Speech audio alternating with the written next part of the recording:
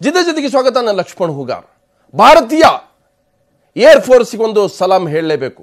So ಉಗ್ರರ ಅಡುಗುದಾಣಕ್ಕೆ ನುಗ್ಗಿ ಉಗ್ರರ ಅಡುಗುದಾಣವನ್ನು ಧ್ವಂಸ ಮಾಡಿದ್ದಷ್ಟೇ ಅಲ್ಲ, ಇನ್ನು ಮುಂದೆ ಮುಟ್ಟಿದರೆ ಹುಷಾರ್ ಅನ್ನುವ ಸ್ಪಷ್ಟ ಖಡಕ್ ಸಂದೇಶವನ್ನು ರವಾನೆ ಮಾಡಿದೆ ಭಾರತದ ವಾಯುಸೇನೆ. ಸೊ ಪಾಕಿಸ್ತಾನದಲ್ಲಿ ಅಡಗಿ ಕೂತಂತ ಉಗ್ರರನ್ನ ಇವತ್ತು ಇಂಥದ್ದೊಂದು ಎಚ್ಚರಿಕೆ ನೀಡುವ ಮೂಲಕ ಪಾಕಿಸ್ತಾನ ಉಗ್ರರನ್ನ ಪೋಷಿಸ್ತಾ ಇದೆ, ಇನ್ನು ಮುಂದೆ ನಿಮ್ಮ ಆಟ ನಡೆಯಲ್ಲ ಅನ್ನುವಂಥ ಎಚ್ಚರಿಕೆಯನ್ನು ಕೂಡ ಭಾರತ ಮತ್ತೊಂದು ಕಡೆ ಪ್ರಧಾನಿ ನರೇಂದ್ರ ಮೋದಿ ಕೂಡ ನೀಡಿದ್ದಾರೆ. ಹಾಗಿದ್ರೆ ಪಾಕಿಸ್ತಾನದಲ್ಲಿ ನಡುಕ ಶುರು ಆಗಿದೆ. ಹತಾಶ ಪಾಕಿಸ್ತಾನ ಇವತ್ತು ಮತ್ತೆ ಕಾಶ್ಮೀರದ ಪೂಂಚ್ನಲ್ಲಿ ದಾಳಿ ಶುರು ಮಾಡಿಕೊಂಡಿದೆ. ಇದು ಮುಂದಿನ ದಿನಗಳಲ್ಲಿ ಉಗ್ರರ ಬೇರುಗಳನ್ನು ಕೂಡ ನಾವು ಕಿತ್ತು ಬಿಸಾಕ್ತೀವಿ ಅನ್ನುವಂಥ ಸಂದೇಶ ಯಾವ ರೀತಿ ಅಮೆರಿಕ ಒಸಾಮಾ ಬಿನ್ ಲಾಡೆನ್ ಅನ್ನ ಹೊಡೆದು ಉಳಿಸ್ತು, ಅದೇ ರೀತಿ ಈ ಭಯೋತ್ಪಾದಕರ ಮುಖ್ಯಸ್ಥರನ್ನ ಹೊಡೆದು ಉಳಿಸಿದ್ರೆ ಮಾತ್ರ ಭಾರತದಲ್ಲಿ ಶಾಂತಿ, ಭಾರತದ ಗಡಿಯಲ್ಲಿ ಶಾಂತಿ ಆಗುತ್ತೆ. ಇದೇ ಹೊತ್ತಿನ ಚರ್ಚೆ. ಉಗ್ರರ ಹುಟ್ಟಡಗಿಸಿದ ಭಾರತ.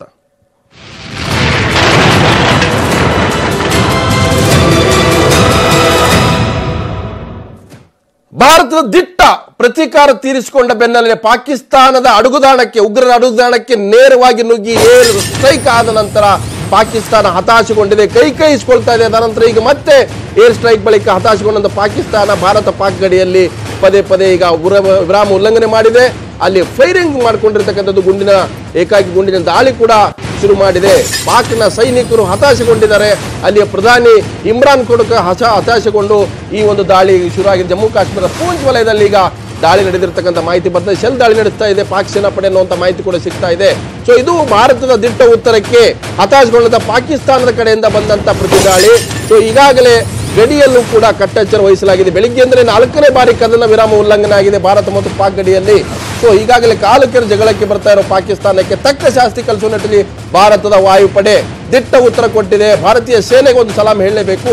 ಇದಾದ ನಂತರ ಮುಖವನ್ನು ಮುಚ್ಚಿಕೊಳ್ಳಲಿಕ್ಕೆ ಪಾಕಿಸ್ತಾನ ಸರ್ಕಾರ, ಅಲ್ಲಿಯ ಪ್ರಧಾನಿ ಇಮ್ರಾನ್ ಖಾನ್ ಇಲ್ಲ ಸಲ್ಲದ ಕಥೆಗಳನ್ನು ಹೆಣೆದು ಮುಖವನ್ನು ಉಳಿಸಿಕೊಳ್ಳಲಿಕ್ಕೆ ಹತಾಶಗೊಂಡು ಮತ್ತೆ ಪಾಕಿಸ್ತಾನ ಭಾರತದ ಗಡಿಯಲ್ಲಿ ಇಂಥದ್ದೊಂದು ಅಪ್ರಚೋದಕ ದಾಳಿಯನ್ನ ನಡೆಸಿರ್ತಕ್ಕಂಥ ಮಾಹಿತಿ ಸಿಗ್ತಾ ಇದೆ, ವರದಿ ಆಗ್ತಾ ಇದೆ. ಬೆಳಿಗ್ಗೆಯಿಂದ 4ನೇ ಬಾರಿ ಪಾಕಿಸ್ತಾನ ಕಡೆಯಿಂದ ಕದನ ವಿರಾಮ ಉಲ್ಲಂಘನೆ ಆಗಿದೆ. ಭಾರತ ಕೂಡ ದಿಟ್ಟ ಉತ್ತರ ಕೊಡಲಿಕ್ಕೆ ಬೇಕಾದಂಥ ಸಿದ್ಧತೆ ಕೂಡ ಮಾಡಿಕೊಂಡಿದೆ. ಆದರೆ ಇವತ್ತು ಇಂಡಿಯನ್ ಏರ್ ಫೋರ್ಸ್ ನೀಡಿದಂಥ ಪಾಕಿಸ್ತಾನದಲ್ಲಿ ಅವಿತುಕೊಂಡಂತ, ಅಲ್ಲಿ ಟ್ರೈನಿಂಗ್ ಕ್ಯಾಂಪ್ ಮಾಡಿಕೊಂಡಂತ ಅಡುಗುದಾಣಗಳ ಮೇಲೆ ನೇರವಾದಂಥ ದಾಳಿ ಮಾಡಿದ ನಂತರ ಪಾಕಿಸ್ತಾನದಲ್ಲಿ ಈಗ ಒಂದು ರೀತಿಯ ನಡುಕ ಉಂಟಾಗಿದೆ.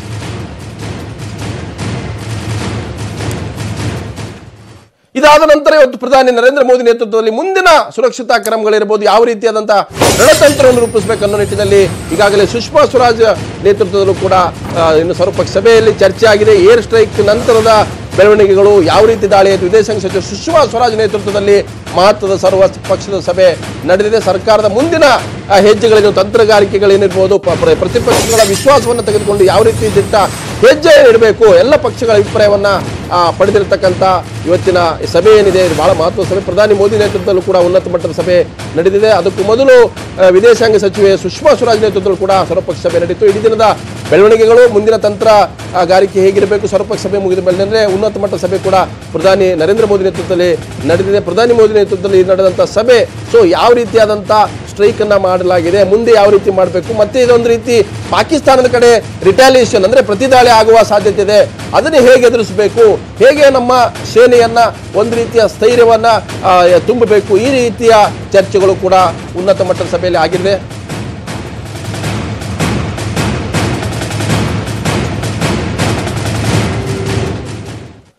ಸೊ ಬೆಳ್ಳಂಬೆಳಿಗ್ಗೆ 3:30 ಗಂಟೆಗೆ ನಡೆದಂತ ಅತಿ ದೊಡ್ಡ ಏರ್ ಸ್ಟ್ರೈಕ್ ಏನಿದೆ, ವಾಯು ದಾಳಿ ಏನಿದೆ, ಸೊ ವಾಯು ದಾಳಿಯಲ್ಲಿ ಈಗ ಬಂದಿರತಕ್ಕಂಥ ಮಾಹಿತಿ, ಇದು ಅಧಿಕೃತ ಮಾಹಿತಿ ಅಲ್ಲ, 300ಕ್ಕೂ ಹೆಚ್ಚು ಉಗ್ರರು ಹತರಾಗಿದ್ದಾರೆ.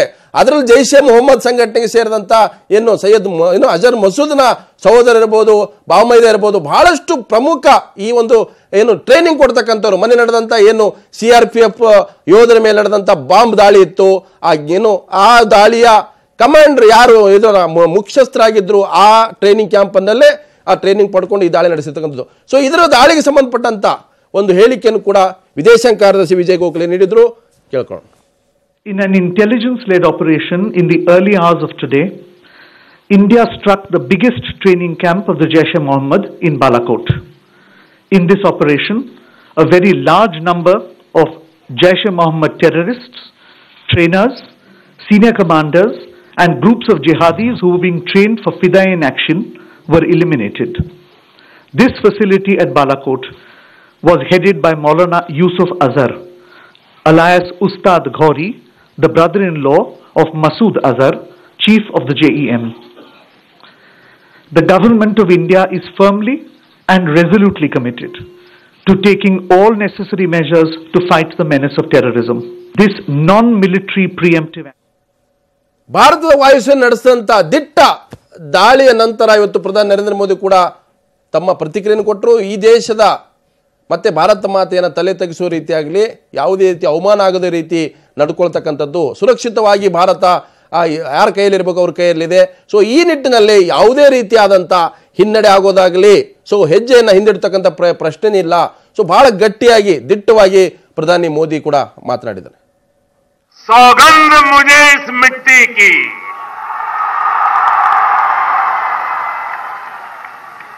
सौगंध मुझे इस मिट्टी की, मैं देश नहीं मिटने दूंगा, मैं देश नहीं रुकने दूंगा, मैं देश नहीं झुकने दूंगा.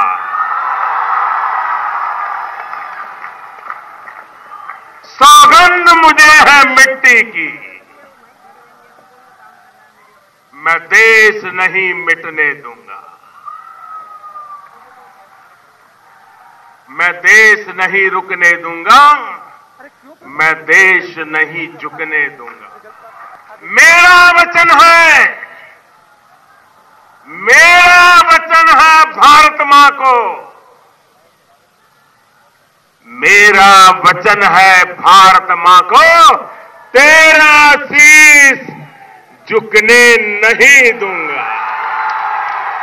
गरीब का, किसान का, जवान का और नौजवान को सम्मान देने का प्रयास अगर संभव हो पा रहा है तो इसके पीछे एक ही ताकत है. कौन सी ताकत है? ये सब संभव हो रहा है. कौन सी ताकत है? कौन सी ताकत है? कौन सी ताकत है? अरे मोदी की ताकत नहीं है, ये तो आपके एक वोट की ताकत है जितने दिल्ली में मजबूत सरकार बनाई है. आपका ही वोट है जिसने 2014 में केंद्र में एक मजबूत सरकार बनाई थी, जिसका दम आज दुनिया देख रही है. देख रहा है कि नहीं दिख रहा है? दम दिख रहा है कि नहीं दिख रहा है? ಹಾಗಾದ್ರೆ ಇವತ್ತು ಈ ದಾಳಿಯ ನಂತರ ಪಾಕಿಸ್ತಾನದಲ್ಲೂ ಕೂಡ ಒಂದು ರೀತಿಯ ರಾಜಕೀಯ ಭೂಕಂಪ ಶುರುವಾಗಿದೆ, ಆತಂಕ ಮನೆ ಮಾಡಿದೆ.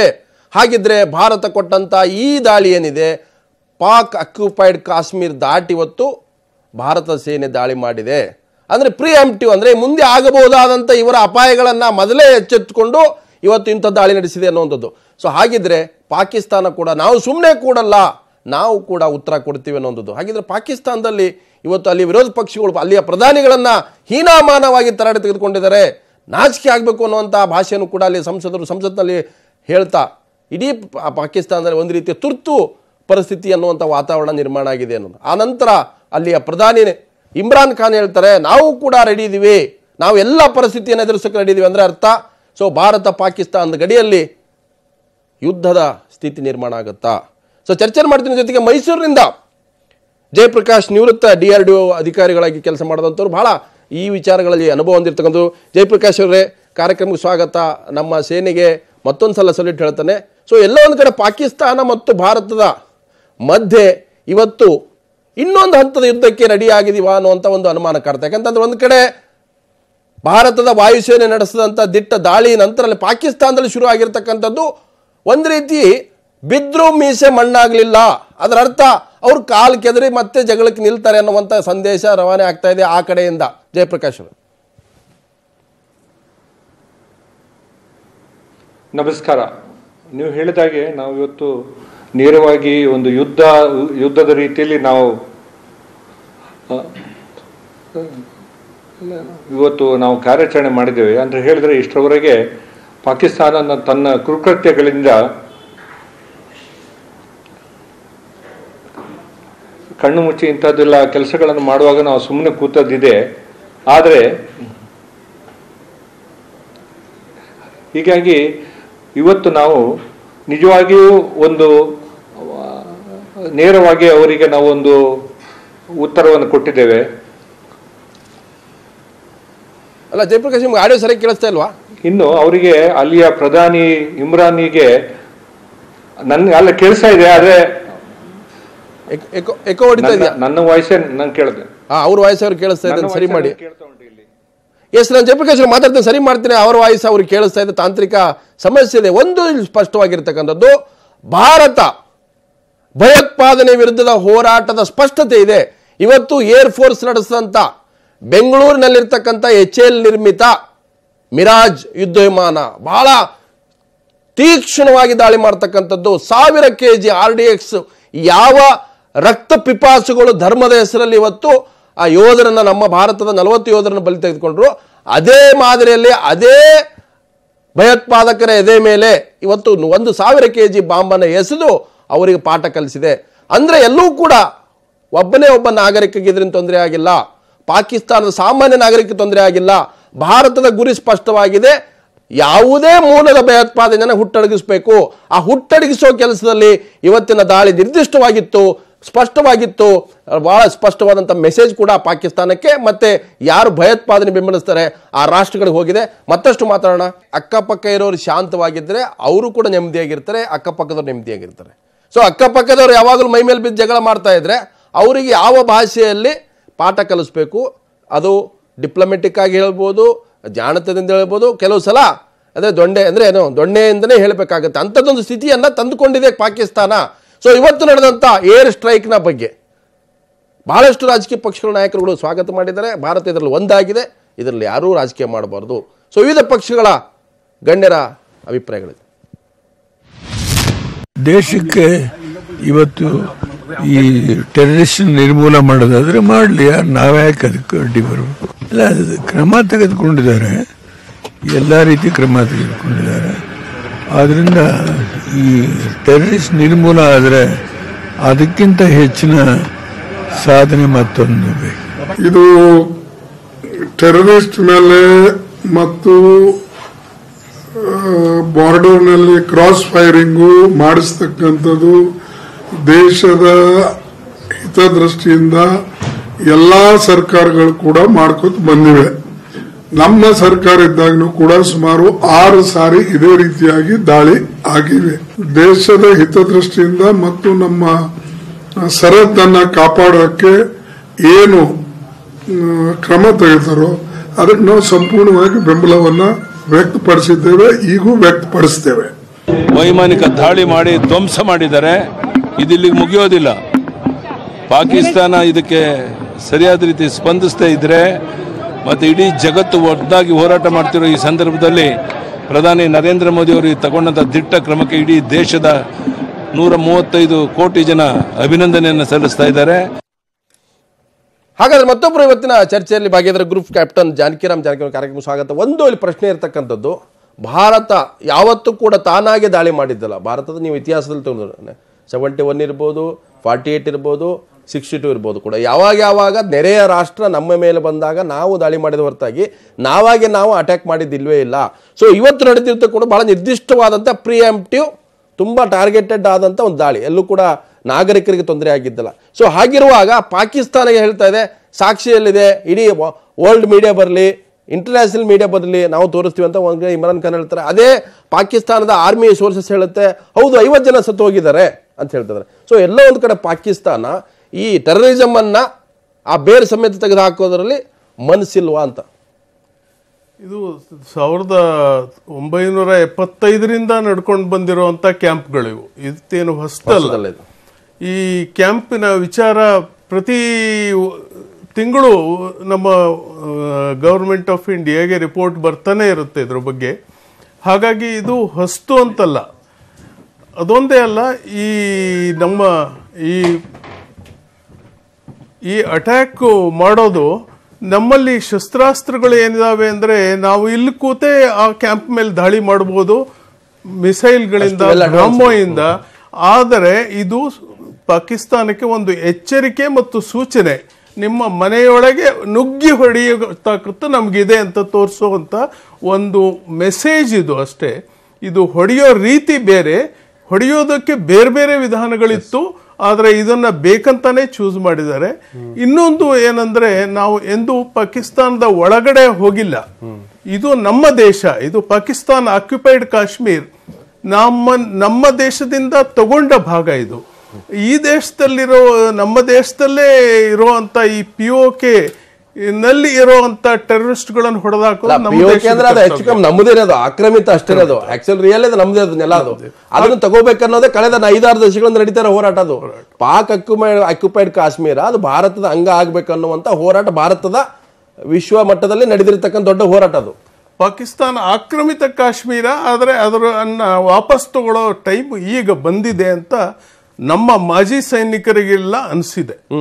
ಎಸ್, ನನ್ನ ಜೊತೆ ಸ್ಕ್ವಾಡ್ರನ್ ಕಮಾಂಡರ್ ಆದಂತ ಭಾಸ್ಕರ್ ಅವರು ಕೂಡ ಜನ ಆಗಿದ್ದಾರೆ. ಭಾಸ್ಕರ್ ಅವರೇ, ನಾವು ನಮ್ಮ ಏರ್ ಫೋರ್ಸ್ಗೆ ಸಲ್ಯೂಟ್ ಹೇಳಲೇಬೇಕು. ಒಂದು, ಯಾಕಂದ್ರೆ ಇಲ್ಲಿ ನಡೆದಿರ್ತಕ್ಕಂಥದ್ದು ದಾಳಿ ಯುದ್ಧದ ಸ್ವರೂಪ ಅಂತ ನಾವು ಚರ್ಚೆ ಮಾಡಬಹುದು, ಆದ್ರೆ ಇದು ಸ್ವರೂಪ ಅಲ್ಲ. ಅಂದ್ರೆ ಒಂದು ಮೆಸೇಜ್ ಪಾಸ್ ಮಾಡೋದು, ಅಂದ್ರೆ ಪ್ರಿಎಂಪ್ಟಿವ್, ತುಂಬಾ ಅಂದ್ರೆ ಟಾರ್ಗೆಟೆಡ್ ಅಟ್ಯಾಕ್ ಇದೆ. ಅಂದ್ರೆ ಯಾವುದೇ ಸಾಮಾನ್ಯ ನಾಗರಿಕ ತೊಂದರೆ ಆಗಿಲ್ಲ, ಯಾವುದೇ ಅಮಾಯಕರಿಗೆ ತೊಂದರೆ ಆಗಿಲ್ಲ, ಯಾವ ಕಾಯಿಲೆ ಇದೆಯೋ ಆ ಕಾಯಿಲೆಯನ್ನ ಟ್ರೀಟ್ ಮಾಡ್ತಕ್ಕಂಥದ್ದು.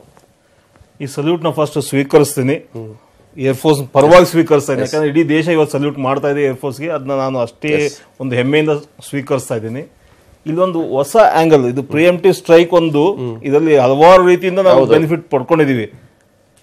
ಇಲ್ಲಿ ಬಾಲಾಕೋಟ್ ನಾವು ಒಂದು ಹೊಸ ಆಂಗಲ್ ಕೊಡೋಕೆ ಇಷ್ಟಪಡ್ತೀನಿ. ನಾವು ಆಲ್ಮೋಸ್ಟ್ POK ಆಕ್ಯುಪೈ ಮಾಡೋದಕ್ಕಿಂತ ಒಂದು ಮುಂದಕ್ಕೆ ಹೋಗಿ, ಯಾಕಂದ್ರೆ ಬಾಲಾಕೋಟ್ ಬಂದ್ಬಿಟ್ಟು 8 ಕಿಲೋಮೀಟರ್ ಪಾಕಿಸ್ತಾನದ ಮುಖ್ಯ ಪ್ರದೇಶದ ಒಳಗಡೆ ಅಂದ್ರೆ ನಾವು ಅವರ ಇದನ್ನ ಬೌಂಡ್ರಿ ದಾಟ್ಬಿಟ್ಟಿದೀವಿ, ಅವ್ರ ಟೆರಿಟರಿ ಒಳಗೆ ಹೋಗಿ. ದಟ್ ವಿ ಹ್ಯಾವ್ ನಾವು ಸಾಕಷ್ಟು ಟೆರಿಟರಿ ಹೋಗಿ ಬಿಟ್ಕೊಂಡಿದ್ದಾರು. I accepted the salute with all son. Yes, territory ಬಿಟ್ಕೊಳ್ಳೋ ಲೆವೆಲ್ ಬಂದಿದ್ದು ಪಾಕಿಸ್ತಾನ. ಬಿಕಾಸ್ ರೋಗ್ ಕಂಟ್ರಿ, ಅದು ಬ್ಯಾಂಕ್ರಪ್ಟ್ ಆಗಿದೆ, ಅದರಲ್ಲಿ ಆರ್ಥಿಕ ದಿವಾಳಿ ಆಗಿದೆ, ಮಾನಸಿಕವಾಗಿ ದಿವಾಳಿ ಆಗಿದೆ. ಅದರ ಅಕ್ಕಪಕ್ಕದ ಜೊತೆ ಹೇಗಿರ್ಬೇಕು ಅನ್ನೋದು ಅದು ಮರೆತು ಹೋಗಿದೆ. ಅವ್ರು ಇಲ್ವೇ ಇಲ್ಲ, ಅಲ್ವಾ? ಎಂದೂ ಇಲ್ಲ. ಎಸ್, ಹಾಗಿದೆ. 1947 ಇಂದಾನೇ ಇಲ್ಲ. ಅವಾಗಲೂ ಕೂಡ ನಾವು ಯುದ್ಧ ಮಾಡಿದಾಗೆಲ್ಲ ಗೆದ್ದಿದೀವಿ. ಅದು ಇಂದಿರಾ ಗಾಂಧಿ ಅವ್ರ ಕಾಲ ಇರ್ಬೋದು, ವಾಜಪೇಯಿ ಟೈಮಲ್ಲಿ ಕಾರ್ಗಿಲ್ ವಾರ ಇರ್ಬೋದು, ಇವತ್ತು ನಡೆದಂತ ಅಟ್ಯಾಕ್ ಇರ್ಬೋದು. ಸೊ ಯಾವ ಟೈಮಲ್ಲಿ ಕೂಡ ಭಾರತ ಸೇನೆ ಬಹಳ ಸಮರ್ಥವಾಗಿದೆ, ಬಹಳ ಭದ್ರವಾಗಿದೆ, ಬಹಳ ತುಂಬಾ ಟಾರ್ಗೆಟ್ ಓರಿಯೆಂಟೆಡ್ ಆಗಿದೆ. ನಾವು ಯಾವತ್ತೂ ಕೂಡ ನೆರೆ ರಾಷ್ಟ್ರಗಳನ್ನ ತೊಂದರೆ ಮಾಡಿದ್ದಾಗ್ಲಿ, ಅಲ್ಲಿ ಅಮಾಯಕರ ಮೇಲೆ ದಾಳಿ ಮಾಡಿದ್ದಾಗ್ಲಿ, ಅಥವಾ ನಾವು ಹೋಗಿ ನಾವಾಗೆ ಅಟ್ಯಾಕ್ ಮಾಡಿದ್ದಿಲ್ವೇ ಇಲ್ಲ. 47-48 ಇಂದಾನೇ ಅವರು ರೋಗಿಶ್ನೆಸ್ ತೋರ್ಸಕ್ ಶುರು ಮಾಡಿದ್ರು. ಒಂದಾಗಿ ಹೇಗೆ ಅಂತ ಅಂದ್ರೆ, ಅಫ್ಘಾನಿಸ್ತಾನಿಂದ ಅವರು ಕೆಲಸ ಇಲ್ಲದೆ ಇದ್ದ ಇವ್ರನ್ನ, ಅಥವಾ ಏನೋ ದೇ ಆರ್ ರೋಗ್ಸ್ ಅಗೇನ್ ತಂದ್ಬಿಟ್ಟು ನಮ್ಮ ಕಾಶ್ಮೀರದ ಮೇಲೆ ಬಿಟ್ರು. ಅವ್ರೂ ಮಾಡಲಿಲ್ಲ, ಅವ್ರಿಗೆ ಶಕ್ತಿ ಇಲ್ಲ ಯುದ್ಧ ಮಾಡೋದಕ್ಕೆ. ಡೇ 1 ಇಂದ ಅವರು ಬೇರೆ ರೀತಿಗಳನ್ನೇ ಉಪಯೋಗಿಸ್ಕೊಂಡು ಬಂದಿದ್ದಾರೆ. ಎಷ್ಟೋ ಸಾರಿ 1971 ಏರ್ಕ್ರಾಫ್ಟ್ ಅವ್ರ ಹತ್ರ ನಮಗಿಂತ ಸ್ವಲ್ಪ ಮುಂದುವರೆದಿದ್ದು ಅವ್ರ ಕೈಲಿತ್ತು. ಆದರೂ ಸಹಿತ ನಮ್ಮ ಚಾಕಚಕ್ಯತೆಯಿಂದ ನಾವು 1971 ಅವ್ರಿಗೆ ತೋರಿಸಿದ್ವಿ, ಶೌರ್ಯದಿಂದ, ಚಾಕಚಕ್ಯತೆಯಿಂದ. ಬಟ್ ಇವತ್ತು ಬರೀ ಚಾಕಚಕ್ಯತೆ ಅಲ್ಲ, ಶೌರ್ಯ ಅಲ್ಲ, ಇವತ್ತು ಇಕ್ವಿಪ್ಮೆಂಟ್ ಅಲ್ಲ ಮುಂದೆ ಇದ್ದೀವಿ. ವಾಸ್ಟ್ನೆಸ್ ಆಫ್ ಇಕ್ವಿಪ್ಮೆಂಟ್ ಅಂದ್ರೆ ನಮ್ಮಲ್ಲಿ ಇರೋ ಕ್ವಾಂಟಿಟಿ, ಅವ್ರದ್ದು ಎಲ್ಲ ಹಬ್ಬ ಶುರು ಮಾಡಿದ್ರು ಸಹಿತ 2 ದಿವಸ ಮುಗಿದೋಗ್ಬಿಡುತ್ತೆ. ನಮ್ದು ಆಗಲ್ಲ. ನಮ್ದು ಇನ್ನೂ 15 ದಿವಸ ಬೇಕಾರಲ್ಲ, ತಿಂಗಳುಗಳು ಬೇಕಾದ್ರೆ ನಾವು ಮುಂದುವರ್ಸ್ಕೊಂಡು ಹೋಗ್ಬೋದು. ಅಷ್ಟು ಬೇಕಿಲ್ಲ. ಅವತ್ತು ನೆಲ ಸಮ ಮಾಡೋದಕ್ಕೂ ನಮಗೆ ಅಷ್ಟೊಂದು ಅವಶ್ಯಕತೆ ಇಲ್ಲ. ಆದ್ರೆ ನಾವು ಅಂತ ಮಾಡೋದಕ್ಕೂ ಇಲ್ಲ. ಈ ಸ್ಟ್ರೈಕೆ ತಗೊಳ್ಳೋಣ. ಈ ಸ್ಟ್ರೈಕಲ್ಲಿ ನಾವು ನಮ್ಮ ಕಂಟ್ರೋಲ್ನ ಎಷ್ಟು ತೋರಿಸಿದ್ವಿ ಅಂದ್ರೆ, ನಾವು ಇನ್ನೂ ಶಾಂತಿ ಪ್ರಿಯರ್ ಅಂತಾನೆ ಪದೇ ಪದೇ ಹೇಳ್ತಾ ಇದ್ದೆ. ಯಾವುದೇ ದೇಶದ ಸಾಮಾನ್ಯ ನಾಗರಿಕನಿಗೆ ಇದರಿಂದ ತೊಂದರೆ ಆಗಿಲ್ಲ. ಇಟ್ಸ್ ನಮಗೆ ಕಾಯಿಲೆ ಕ್ಯಾನ್ಸರ್ ಇದೆಯಪ್ಪ, ಕ್ಯಾನ್ಸರ್ ಟ್ರೀಟ್ಮೆಂಟ್ ತಗೊಂಡಿದ್ವಿ, ಜಸ್ಟ್ ಎಸ್ ಒಂದು ಟ್ಯಾಬ್ಲೆಟ್ಸ್ ಕೊಟ್ಟಿದ್ದೇವೆ. ನಾನು ಜಯಪ್ರಕಾಶ್ ನಾವು ಆಗಲೇ ಧ್ವನಿ ಸರಿಯಾಗಿ ಕೇಳಿಸ್ತಾ ಇಲ್ಲ. ಈ ಮಿರಾಜ್ ಏನಿದೆ ಬಹಳ ದೊಡ್ಡ ಹೆಮ್ಮೆ ಇರ್ತಕ್ಕಂಥದ್ದು, ಮತ್ತೆ HAL ನಿರ್ಮಿತ. ನಾವು ಕೂಡ ಪ್ರೌಡ್ ಆಫ್ ಮಿರಾಜ್ ಕನ್ನಡಿಗರಾಗಿ ನಮ್ಮ ನೆಲದಲ್ಲಿ ಇರ್ತಕ್ಕಂಥ ಅತ್ಯಂತ ದೊಡ್ಡ ಸಂಸ್ಥೆ ಅದು. ಸೊ ಈ ಮಿರಾಜ್ ಅನ್ನು ಯೂಸ್ ಮಾಡಿ 12 ಯುದ್ಧ ವಿಮಾನಗಳನ್ನು ಬಳಕೆ ಮಾಡ್ಕೊಂಡಿದ್ದಾರೆ. ಸೊ ಅದರ ವಿಶೇಷತೆಗಳಂದ್ರೆ, ಅದರ ದಾಳಿ ಮಾಡಿರ್ತಕ್ಕಂಥದ್ದು ತುಂಬಾ ವೇಗ, ಅದರ ಅಟ್ಯಾಕ್ ಕೂಡ ಅಷ್ಟೇ ತುಂಬಾ ಶಾರ್ಪ್ ಆಗಿರುತ್ತೆ, ಕ್ರಿಸ್ಪಿ ಆಗಿರುತ್ತೆ ಅಂತ ಹೇಳ್ತಾರೆ. ಸೊ ಹೇಗೆ ಅಂತ ಮಿರಾಜ್ನ ವೈಶಿಷ್ಟ್ಯತೆ ಏನು?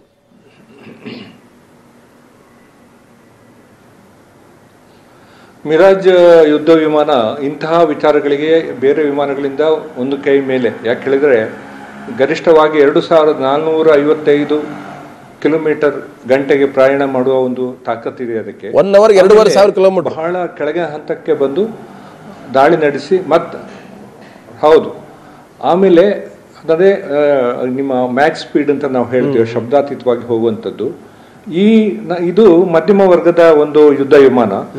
ಇಲ್ಲಿ ಭಾರತ ಮತ್ತೆ ಪಾಕಿಸ್ತಾನಕ್ಕೆ ಒಂದು ದೊಡ್ಡ ವ್ಯತ್ಯಾಸ ಅಂತ ಹೇಳಿದ್ರೆ, ನಾವು ವೈಮಾನಿಕವಾಗಿ ಮೂಲಭೂತ ಸೌಕರ್ಯಗಳನ್ನು ಇಲ್ಲಿ ಮಾಡಿ ಈಗಾಗಲೇ ನಾವು HAL ನಲ್ಲಿ ಲೈಸೆನ್ಸ್ ಪ್ರೊಡಕ್ಷನ್ ಅಂತ ಹೇಳ್ತೇವೆ.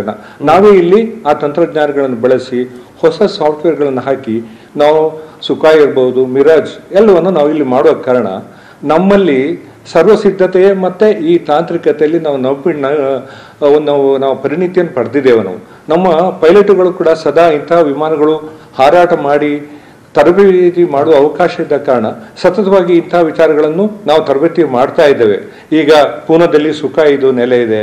ಇತ್ತೀಚೆಗೆ ಫಲಪ್ರದವಾಗಿ ಇದಕ್ಕೆ ಪೂರೈಕೆ ಮಾಡಲಿಕ್ಕೆ HALಗೆ ಆದೇಶ ಕೊಟ್ಟಂತ LCA ತೇಜಸ್ ಕೂಡ ಇನ್ನೊಂದು ನಮ್ಮ ಚಿಕ್ಕ ಯುದ್ಧ ವಿಮಾನ ತಯಾರಾಗಿದೆ. 45 ನಿಮಿಷಗಳ ದಾಳಿ ಮಾಡಿ ಬರ್ಲಿಕ್ಕೆ ಎಲ್ಲ ಸರ್ವಸನ್ನದ್ಧವಾಗಿದೆ. ಈಗ ಅದು ತಮಿಳುನಾಡಿನ ಸುಳ್ಳು ಎಂಬಲ್ಲಿ ಒಂದು ಹೊಸ ವಾಯು ನೆಲೆಯನ್ನು ಕೂಡ ನಾವು ಮಾಡಿದ್ದೇವೆ. ಇದರ ಕೆಲಸ ಇಡೀ 45 ನಿಮಿಷದೊಳಗೆ ಒಂದು ಪ್ರದೇಶವನ್ನು ಕಣ್ಗಾವಲಿಂದ ನೋಡಿ ಮತ್ತೆ ದಾಳಿ ಮಾಡಲಿಕ್ಕೆ ಮತ್ತೆ ಗರಿಷ್ಠ ಭಾರತವನ್ನು ಹೊತ್ಕೊಂಡು ಬಾಂಬು ದಾಳಿ ಮಾಡುವ ವಿಚಾರದಲ್ಲಿ ಕೂಡ ನಾವು ಪರಿಣಿತರಾಗಿದ್ದೇವೆ. ಹೀಗಾಗಿ ಇಂದಿನ ಯುದ್ಧವನ್ನು ನಾವು ವಿದ್ಯುನ್ಮಾನ ಯುದ್ಧ ಅಥವಾ ಎಲೆಕ್ಟ್ರಾನಿಕ್ ವಾರ್ಫೇರ್ ಅಂತ ಹೇಳ್ತೇವೆ. ನಮ್ಮ ಗಡಿಯಲ್ಲಿ ಏನು ದೊಡ್ಡ ಸಂಖ್ಯೆಯಲ್ಲಿ ಬಂದ ಜನಗಳು ಅಥವಾ ಅವರ ಸೈನಿಕರ ಬಗ್ಗೆ ನಮ್ಗೇನು ಯೋಚನೆ ಇಲ್ಲ. ಇಲ್ಲಿ ವಿದ್ಯುನ್ಮಾನ ಯುದ್ಧಗಳು ಇನ್ನು ಭವಿಷ್ಯದ ಜಗತ್ತಲ್ಲಿ ನಡೀತದೆ. ಎಲೆಕ್ಟ್ರಾನಿಕ್ ವಾರ್ಫೇರ್ ಅಂತ ಹೇಳ್ತಾರೆ. ಈ ಎಲೆಕ್ಟ್ರಾನಿಕ್ ವಾರ್ಫೇರ್ ಅಲ್ಲಿ ಭಾರತ ದೊಡ್ಡ ಹೆಜ್ಜೆ ಇಟ್ಟಿದೆ. ಯಾಕೆ ಹೇಳಿದ್ರೆ ನಮಗೆ ತಿಳಿದ ಹಾಗೆ ಸಾಮಾನ್ಯ ರೀತಿಯಲ್ಲಿ ಹೇಳೋದಿದ್ರೆ ಪಂಜಾಬ್ ರಾಜಸ್ಥಾನದ ಒಂದು ಪ್ರದೇಶದಲ್ಲಿ ಈಗಾಗಲೇ ನಮ್ಮ ರ್ಯಾಡರ್ ಒಂದಲ್ಲಿ ನಾವು ಅನುಷ್ಠಾನ ಮಾಡಿದ್ದೇವೆ.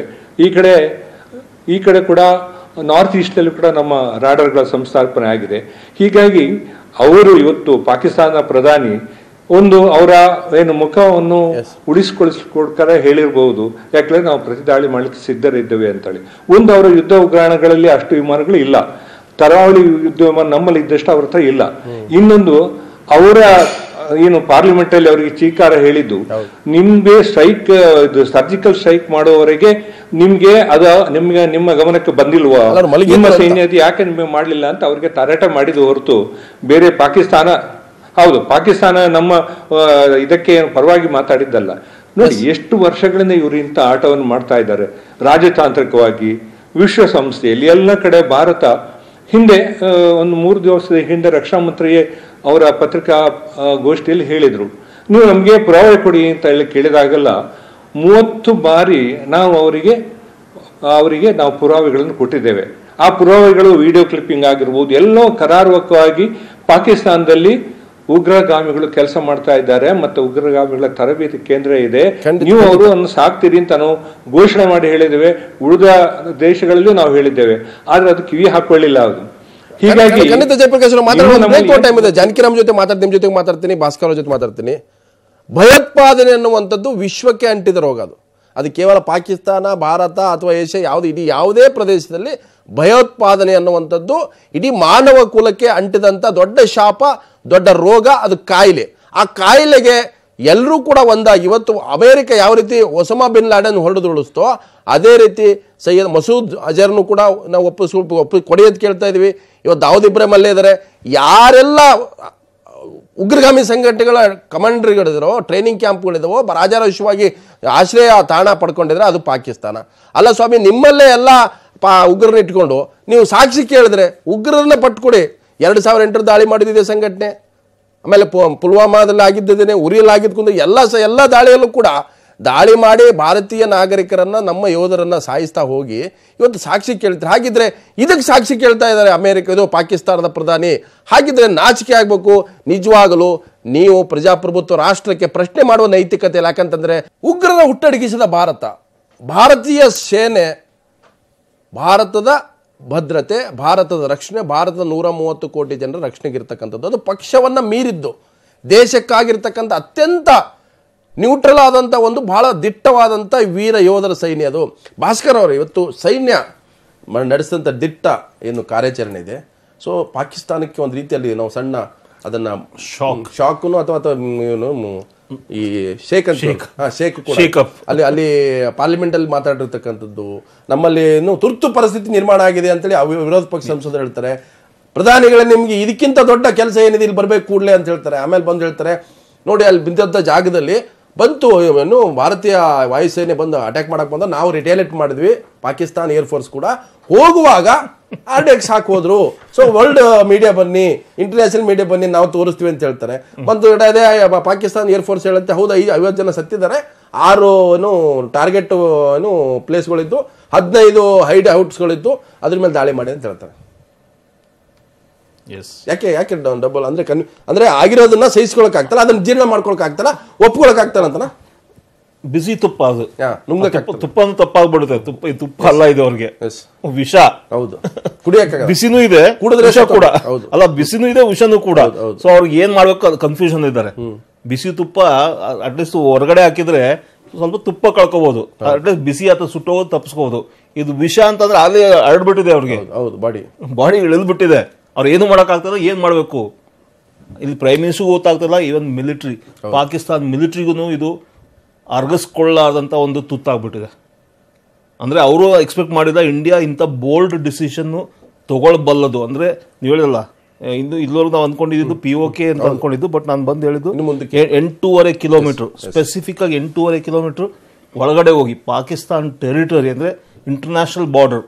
POK ಇದು ಲೈನ್ ಆಫ್ ಕಂಟ್ರೋಲ್. ಅದು ಅಂದ್ರೆ ಅವ್ರ ಎದೆಗೆ ಒಂದು ರೀತಿಯ ನಾವು ಹಳೆ ಭಾರತ ಅಲ್ಲ, ಇದು ಹೊಸ Bharat, new India. We are ಹೊಸ Bharat, we can hit you. Janakiram ಈಗ ಅವತ್ತು ನಾವು ನಡೆದಂತ ದಾಳಿ ಈ ವರ್ಷದಲ್ಲೇ ಸೀಸ್ ಫೈರ್ ವೈಲೇಷನ್ ಆಗಿದ್ದು ಹೆಚ್ಚು ಕಮ್ಮಿ 2,000ಕ್ಕೂ ಹೆಚ್ಚು ಬಾರಿ ಆಗಿದೆ. ಅದು ಅಂದ್ರೆ ಹೆಚ್ಚು ಕಮ್ಮಿ ಕದನ ಉಲ್ಲಂಘನೆ, ವಿರಾಮನ ಉಲ್ಲಂಘನೆ ಮಾಡಿರೋದು. ಅದರ ಅರ್ಥ ಕಾಲ್ ಕೆದ್ರೆ ಬರ್ತಾರೆ ಅಂತ ನಾವು ಕಾಯ್ಕೋದು ಕೊಡ್ಬೇಕು. ಅವ್ರು ಬಂದಾಗ ಸುಮ್ಮನೆ ಇರಕ್ಕಾಗತ್ತಾ? ಅಲ್ಲಿ ಎಕ್ಸ್ಚೇಂಜ್ ಆಫ್ ಫೈರ್ ಆಗುತ್ತೆ. ಈಗಲೂ ಕೂಡ ಪೂಂಚ್ ಕಡೆಯಲ್ಲಿ ಆಗಿದೆ. ಇವತ್ತು ನಡೆದಂಥ ಏರ್ ಸ್ಟ್ರೈಕ್ ಏನಿದೆ ಇದು ಬಹಳ ತುಂಬ ಪರ್ಫೆಕ್ಟ್ ಆಗಿ ಏನು ತುಂಬ ನೇರವಾಗಿ ಟಾರ್ಗೆಟ್ ಇಟ್ಕೊಂಡು ಮಾಡಿರ್ತಕ್ಕಂಥದ್ದು. ಸಂಭ್ರಮ ಅಂದರೆ ನಾವು ಅಷ್ಟು 100 ಪಟ್ಟಿಗೆ ಸಂಭ್ರಮ ಪಡಬೇಕಾ? ಯಾಕಂದರೆ ನಮ್ದು ಇನ್ನೂ ಗೋಲ್ ಭಾಳ ದೊಡ್ಡ ಪ್ರಮಾಣದಲ್ಲಿ. ನಿಜವಾದಂಥ ಭಯೋತ್ಪಾದಕ ಸಂಘಟನೆಗಳ ಮುಖ್ಯಸ್ಥರು ನಮ್ಗೆ ಒಪ್ಪಿಸ್ಬೇಕಂತಿದೆ ಮೊದಲಿಂದ ನಮ್ಮದು. ಆಮೇಲೆ ಆ ತಾಣಗಳಿನ ಟ್ರೈನಿಂಗ್ ಕ್ಯಾಂಪ್ಗಳು ಸಂಪೂರ್ಣ ನಿರ್ನಾಮ ಆಗಬೇಕು. ಬರೀ ಅದು ಅಲ್ಲೇ ಅಲ್ಲ, ಬೇರೆ ಬೇರೆ ಕಡೆಗಳು ಇದ್ದಾವೆ, ಅದಕ್ಕೆ ಬೇರೆ ಬೇರೆ ಮೂಲದ ಸಪೋರ್ಟ್ ಕೂಡ ಇದೆ. ಪಾಕ್ ಆಕ್ಯುಪೈಡ್ ಕಾಶ್ಮೀರ ಕೂಡ ಅದು ನಮ್ಮದೇ ಆಗಬೇಕು ಅಂತಿದೆ. UN ನೇಷನ್ಸ್ ಅದು ವಿಶ್ವಸಂಸ್ಥೆಯಲ್ಲಿ ಕೂಡ ಅದು ಹಾಗೆ ಪೆಂಡಿಂಗ್ ಇದೆ.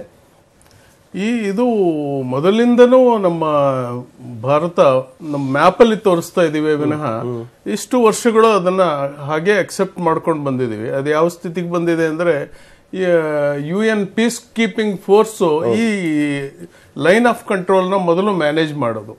ಇದು ಮೊದಲನೇ ಬಾರಿ ನಾವು ಅವರಿಗೆ ಉತ್ತರ ಕೊಟ್ಟಿರೋದು. ನಾವು ಅಫೆನ್ಸಿವ್ ಆಗಬಲ್ವಿ ಅಂತ. ಇದುವರೆಗೂ ನಾವು ಡಿಫೆನ್ಸಿವ್ ಪೋಸ್ಚರ್ ಅಲ್ಲಿ ಇದ್ವಿ.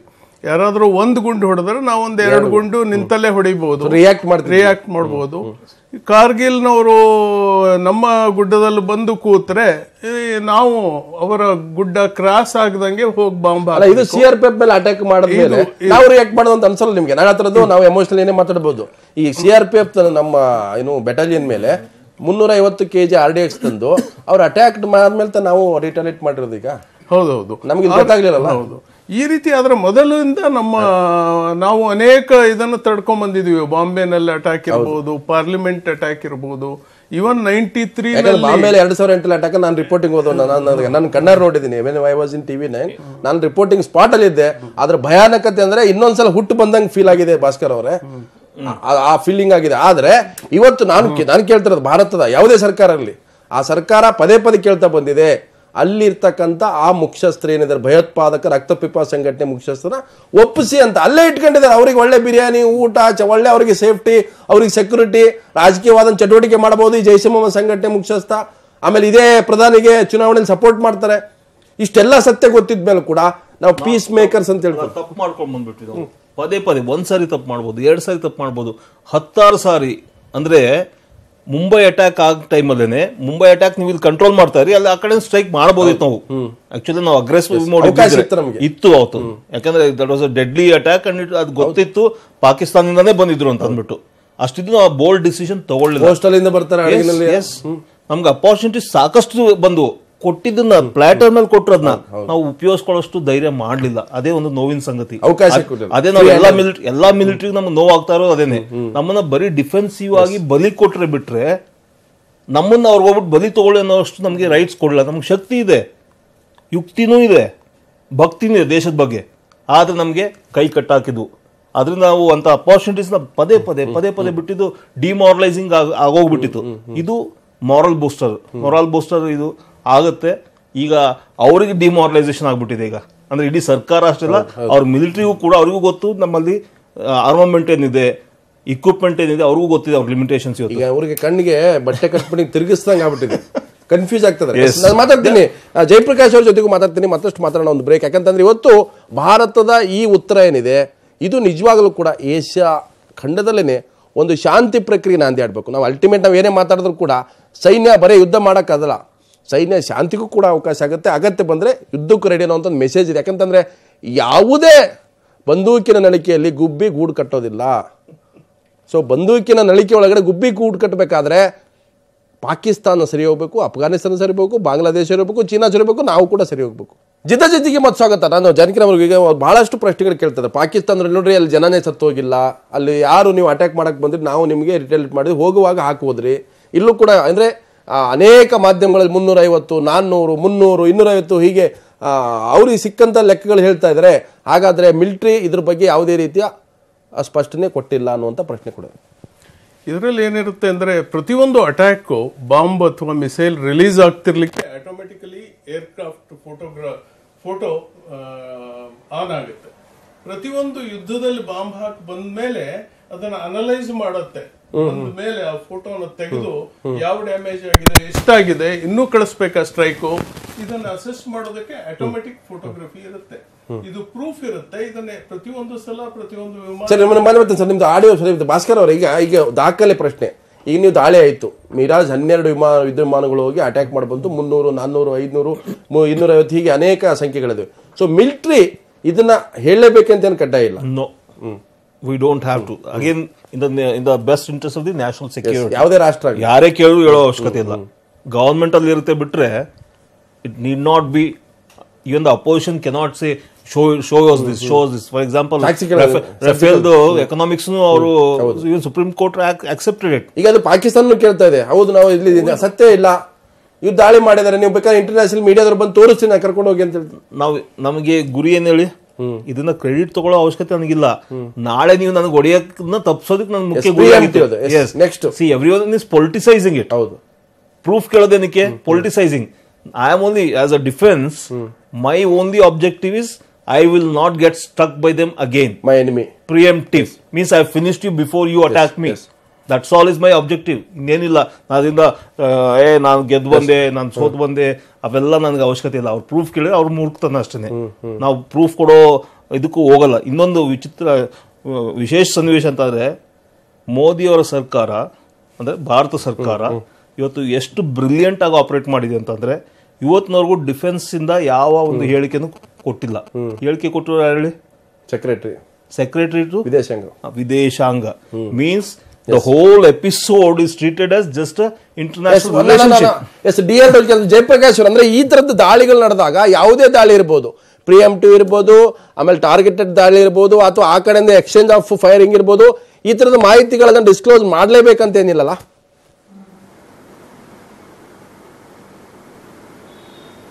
ನಿಜವಾಗಿ ಮಾಡ್ಬೇಕಂತ ಖಂಡಿತ ಇಲ್ಲ.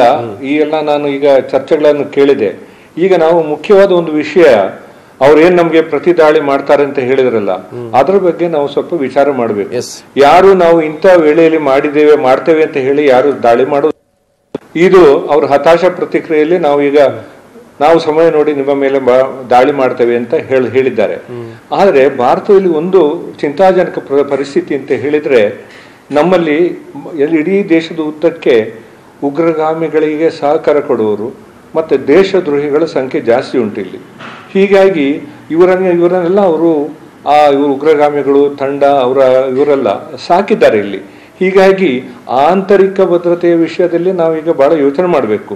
ನಾವೀಗ ಸಕ್ಷಮ ಯುದ್ಧ ವಿಮಾನಗಳನ್ನು ಕಳಿಸುವುದು ಅಥವಾ ನಮ್ಮ ಲೈನ್ ಆಫ್ ಕಂಟ್ರೋಲ್ ಅಲ್ಲಿ ಸನ್ನದ್ಧರಾಗಿರುವುದು ಅದೆಲ್ಲ ಸರಿ.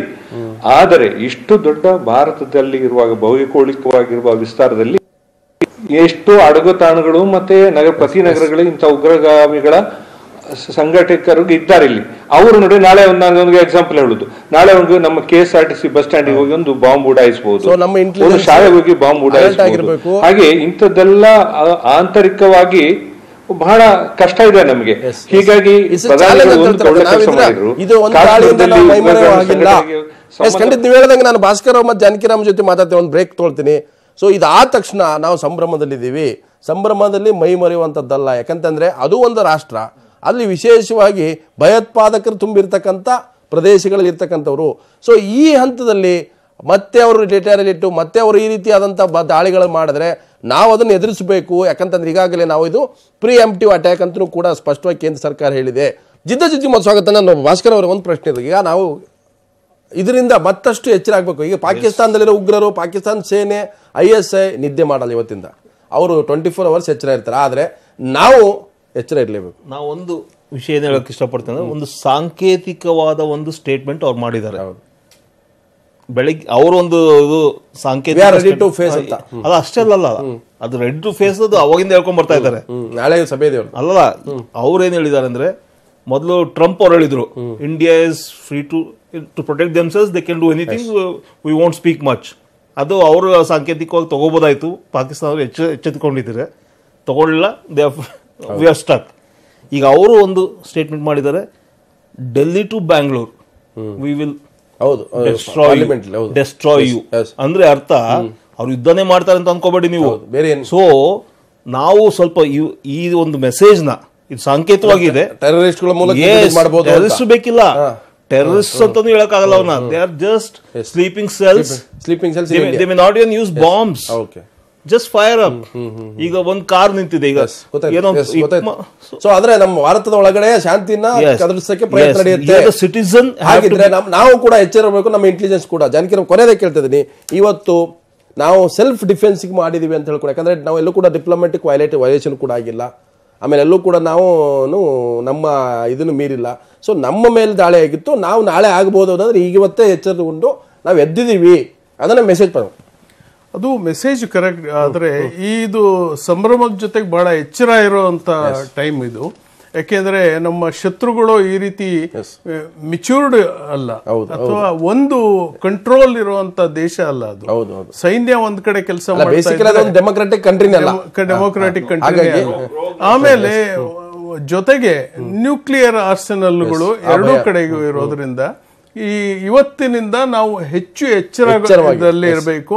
ನಮಗೆ ನೆನಪಿರಬೇಕು, ಇಡೀ ಬಾರ್ಡರ್ ಅಲ್ಲಿ ಸೈನ್ಯ ಮತ್ತು ಇಡೀ ರಿಯರ್ ಬೇಸ್ಗಳು ಪ್ರತಿಯೊಬ್ಬರು ಇವತ್ತು ರಾತ್ರಿ ಯಾರು ಮಲಗಲ್ಲ, ಅಲರ್ಟ್ ಆಗಿ, ಫ್ಯಾಮಿಲಿಗಳು ಮಲಗಲಿಕ್ಕೆ ಸಾಧ್ಯ ಇಲ್ಲ. ಯಾವ ಟೈಮಲ್ಲಿ ಯಾವ ಅಟ್ಯಾಕ್ ಅಂತ ಹೆದರಿಕೆ ಇರುತ್ತೆ. ಇದನ್ನ ನಾವು ಸೀರಿಯಸ್ ಆಗಿ ತಗೋಬೇಕು. ಎಸ್ ಜಾನಕಿರಾಮ್ ಅವರೇ, ಭಾಸ್ಕರ್ ಅವರ, ಹಾಗೇನೆ ಜಯಪ್ರಕಾಶ್, ಮೂರು ಕೂಡ ನಾನು ಮತ್ತೊಮ್ಮೆ ನಿಮ್ಮನ್ನ ಸೆಲ್ಯೂಟ್ ಮಾಡ್ತೀನಿ. ಯಾಕಂತಂದ್ರೆ ಭಾರತ ಇದ್ರೆ ನಾವು, ಸೊ ನಮಗೆ ರಾಜಕೀಯ ಪಕ್ಷಗಳು ಇರುತ್ತೆ ಹೋಗುತ್ತೆ, ರಾಜಕಾರಣ ಬರ್ತಾರೆ ಹೋಗ್ತಾರೆ, ಆದರೆ ಅಂತಿಮವಾಗಿ 130 ಕೋಟಿ ಜನ, ಈ ದೇಶದ ಸಾರ್ವಭೌಮತೆ, ಈ ದೇಶದ ಏಕತೆ, ಈ ದೇಶದ ಜನರ ರಕ್ಷಣೆ, ಈ ವಿಚಾರದಲ್ಲಿ ಯಾರು ಕೂಡ ಕಾಂಪ್ರಮೈಸ್ ಆಗೋದು ಬೇಡ. ಇವತ್ತು ಕೊಟ್ಟಂತ ಮೆಸೇಜ್ನಿಂದ ಪಾಕಿಸ್ತಾನ ಬುದ್ಧಿ ಕಲಿದೆ ಹೋದರೆ ಯಾವ ರೀತಿ ಪಾಠ ಕಲಿಸ್ಬೇಕು ಅದಕ್ಕೆ ಭಾರತ ರೆಡಿ ಇದೆ. ಆದರೆ ಭಯೋತ್ಪಾದನೆ ವಿಚಾರದಲ್ಲಿ ನಾವು ಕಾಂಪ್ರಮೈಸ್ ಆಗಲ್ಲ ಅನ್ನೋಂಥ ಮೆಸೇಜ್ ಕೂಡ ಪಾಸ್ ಆಗಿದೆ ಅಂತ ಹೇಳ್ತಾ ಒಂದು ಬೇಡಿಕೆ ಮೀಡಿಯಾಗೆ ನಾನು ಬೇಡಿಕೆ ಇಡ್ತಾ ಇದ್ದೀನಿ. ದೇಶದ ಹಿತಕ್ಕೋಸ್ಕರ, ಜನತೆ ಹಿತಕ್ಕೋಸ್ಕರ ಈ ಸಂಭ್ರಮನ ನೀವು ಏನ್ ಮಾಡ್ಬೇಕು ಅಂತಂದ್ರೆ, ಜನಗಳಿಗೆ ಪ್ರತಿಯೊಬ್ಬ ನಾಗರಿಕನು ಒಬ್ಬ ಯೋಧನ ಆಗಬೇಕು ಅಂದ್ರೆ ಖಂಡಿತ ಹೇಳಿದ ಮೆಸೇಜ್ ಜನಕ್ಕೆ ರೀಚ್ ಆಗಿದೆ. ಯಾಕಂತಂದ್ರೆ ಇದು ಭಾರತದ ಸಾರ್ವಭೌಮತೆ ಪ್ರಶ್ನೆ. ಸೊ ಹಾಗಾಗಿ ನಾವು ಶಾಂತಿ ಮಂತ್ರ ಪಠಿಸ್ತೀವಿ. ಅದರ ಅರ್ಥ ಅಂತಂದ್ರೆ ನಾವು ಯಾರೋ ನಮ್ಮ ಮೈ ಮೇಲೆ ದಾಳಿ ಮಾಡಿದ್ರೆ ನಾವು ಸುಮ್ಮನಿರ್ತೀವಿ ಅನ್ನೋಂಥ ಮೆಸೇಜ್ ಅಲ್ಲ ಅಂತ ಹೇಳ್ತಾ ಚರ್ಚೆ ಮುಗಿಸ್ತಾ ಇದ್ದೀನಿ. ಜಾಲ ನಮ್ಮದು, ಬಲ ನಿಮ್ಮ.